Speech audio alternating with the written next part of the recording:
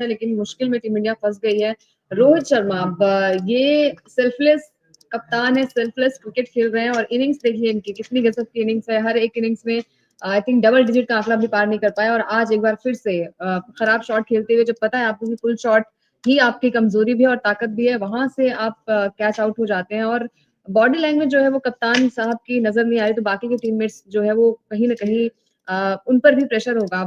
अगर ऊपर से रन आ जाते हैं, जैसे जायसवाल ने आज बहुत अच्छी पारी के लिए, जायसवाल की बात करें तो 82 रन की एक अच्छी पारी उनके बल्ले से आई। हालांकि अगर रन नहीं लेते, वो रन था ही नहीं, तो शायद अभी टीम इंडिया मजबूत स्थिति में होती, क्योंकि एक पार्टनरशिप बिल्ड हो गई थी। 100 से ज्यादा की पार्टनरशिप जायसवाल और रोहित माफ कीजिएगा विराट के बीच में जो है वो बिल्ड हो रही थी। और जायसवाल आई थिंक वो रन नहीं लेते तो शायद मैच का रुख थोड़ा सा अलग होता। क्या लगता है गलती किसकी थी? जायसवाल की थी क्योंकि वो शॉट खेलते मिड ऑन की तरफ शॉट खेला, भाग पड़े, या फिर कोहली की गलती थी, उन्होंने देखा ही नहीं? जायसवाल को उनको देखना चाहिए था, आई कांटेक्ट विराट का गलती थी? नहीं, आई थिंक विराट की गलती नहीं है, क्योंकि वो बहुत तेजी से वो भी दौड़ के आए, उनको लगा कि शायद विराट भी चले जाएंगे, लेकिन विराट ने सबसे पहले देखा कि पैट कमिंस के हाथ में बॉल आ चुकी है। बॉल को देखा, उन्होंने बॉल देखा पीछे कि कहाँ, और आई थिंक वो पहले से ही उन्होंने कॉल, क्योंकि जो उनका एक्सप्रेशन भी सामने आया, उन्होंने कहा कि उन्होंने कॉल किया ही नहीं, उन्होंने आवाज लगाई नहीं कि रन लेने के लिए, और रन था ही नहीं वहां पे।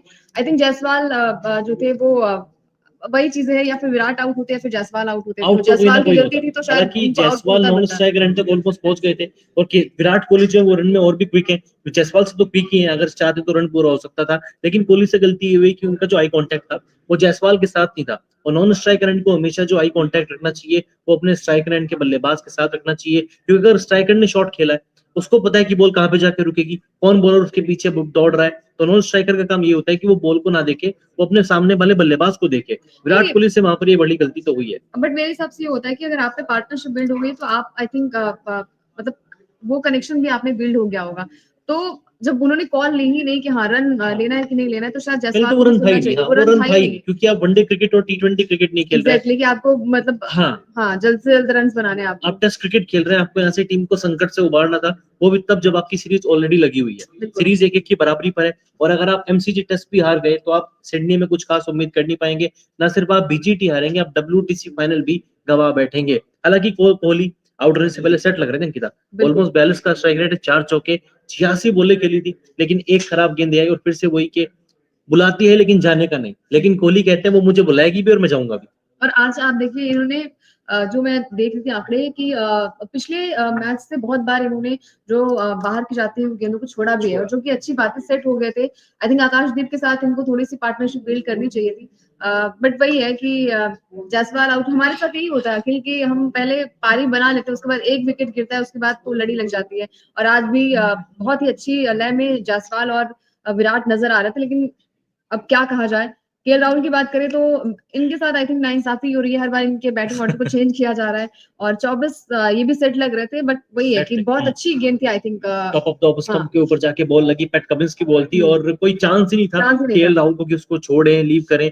कोशिश पूरी थी कि उस गेंद को छोड़ना चाहते थे, उनको लगा नहीं कि बॉल टप्पा पड़ने के बाद इतना अंदर आ जाएगी, उन्होंने छोड़ने की कोशिश की, शायद बॉल बाहर निकलेगी, लेकिन वो पैट कमिंस है यार, वो भी ऑस्ट्रेलियन कप्तान है, इसीलिए उनको टीम की कप्तानी भी करने को मिलती है। बड़े दिग्गज खिलाड़ी हैं, अंदर आती हुई गेंद पर परेशान किया, हालांकि सेट थे, लेकिन इस खिलाड़ी ने मतलब हम एक ही खिलाड़ी की तैयारी करते रह गए पूरी बीजीटी में, ट्रेविस हेड, और ये आउट ऑफ द सिलेबस थे। पहले गाबा में 100 आया, फिर यहाँ पे 100 आया, वो 535 दिनों के बाद इनकी जो फॉर्म थी वो देखने को मिली है, क्योंकि स्टीव स्मिथ के ऊपर भी एक क्वेश्चन मार्क लग चुका था कि शायद अब टीम के ऊपर बोझ बन गए हैं, संन्यास ले लेना चाहिए। लेकिन ऑलमोस्ट 200 गेंदें खेली, 140 रनों की ताबड़तोड़ पारी, शानदार पारी, 3 छक्के 13 चौके, प्रकाश डालिए इस पारी पर।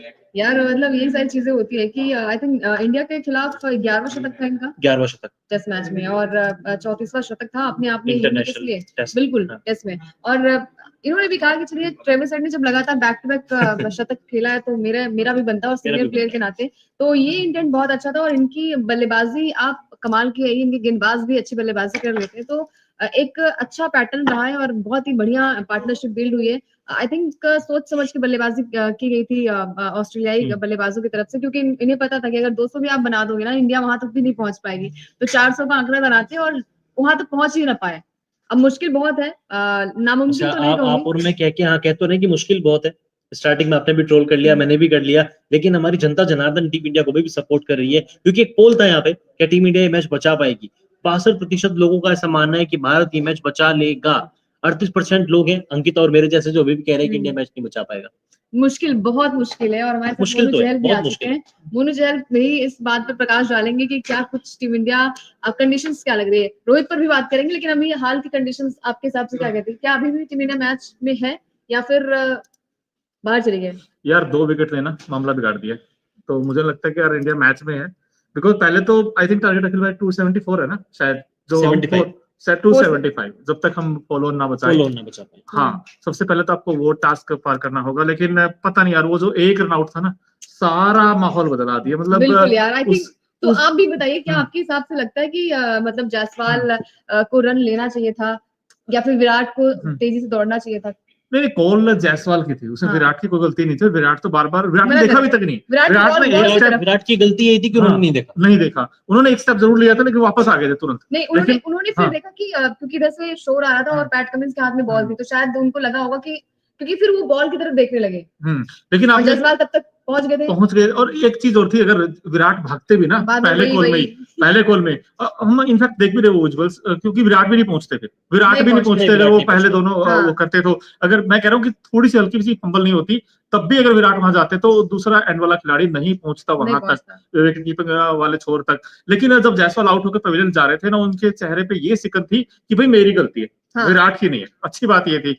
लेकिन विराट भी कह रहे कि सुनाई नहीं दिया, मैंने कुछ बोला नहीं था। हाँ, बोला भी नहीं था। और वो क्लोज कॉल था यार। और अगेंस्ट द रन प्ले आप आउट हो रहे जिस तरीके से जायसवाल, और 82 मुझे तो जिस तरीके से, जिस अंदाज में खेल रहे थे, बड़ा फियरलेस खेले। अंकित आज उड़ा के मार रहे थे सबको यार। आज मुझे तो 200 बना देंगे जायसवाल, जैसे वो खेल रहे थे। बहुत अच्छी बैटिंग कर रहे थे बैट्समैन, सच में यार। मतलब इंडिया ने करे कराए पे ना पानी फेर दिया आज।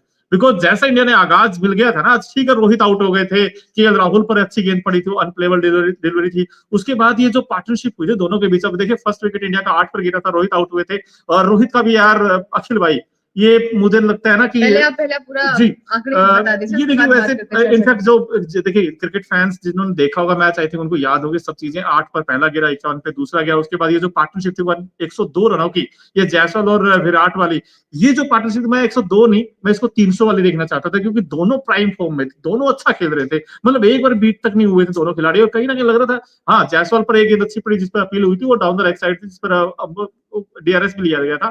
बट अब ये जो नीचे का अगर आप देखें विराट, और यही पैनिक हो गया इंडिया। क्योंकि यहाँ पर ना दिक्कत ये थी अखिल भाई की, जब पैनिक हुआ ना, एक विकेट गिरा, जायसवाल रन आउट हुए, उसका इंपैक्ट विराट पर आया। आपने अगर देखा हो तो फिर विराट पर वो जो स्कॉट बोलैंड की जो गेंद गिरी थी, बोलैंड की, मैं अभी भी कह रहा हूँ उनके पास पेस नहीं, और डे 1 से कह रहा हूँ मैं। लेकिन उनका जो अगर टप्पा अगर आप देखेंगे, सीम पोजीशन अगर आप देखेंगे, कमाल की। अब जो विराट को गेंद डाली, अब बताओ बल्लेबाज करे तो करे क्या? ना तो वो आगे वाली गेंद थी, ना वो पीछे वाली गेंद थी। और उसके बाद आपने आकाशदीप को भेज दिया, मुझे समझ से बाहर है भाई। आपने क्या, नीतीश रेड्डी फिर किस नंबर 8 खेलेंगे नीतीश रेड्डी? मुझे ये बताइए भाई। टीम मैनेजमेंट क्या, कोच क्या कर रहा है कि आप एक स्टेबलिश बैट्समैन को भेजिए, आपको पता है कि 3 या 4 और बचे हैं, अब क्यों आकाशदीप को भेज रहे हैं? क्योंकि देखो जायसवाल जैसे आउट है, उसके बाद मतलब पंत को आना चाहिए था, जिससे कि थोड़ी सी आई थिंक विराट को ढांढस मिले कि चलिए सामने ऐसा बल्लेबाज है जो कि अच्छी बल्लेबाजी कर लेता है। आपने आकाशदीप को बुलाया, शायद नाइट वॉचमैन के तौर पर बुलाया होगा, तो कुछ समझ के कि पिछले में उन्होंने अच्छा प्रदर्शन किया था, वो चलिए लक बाय चांस हो गया। और आप देखिए, ऐसा थोड़ी कि अभी आपके अब 5 दिख रहे हैं ना बोर्ड पे, तो विकेट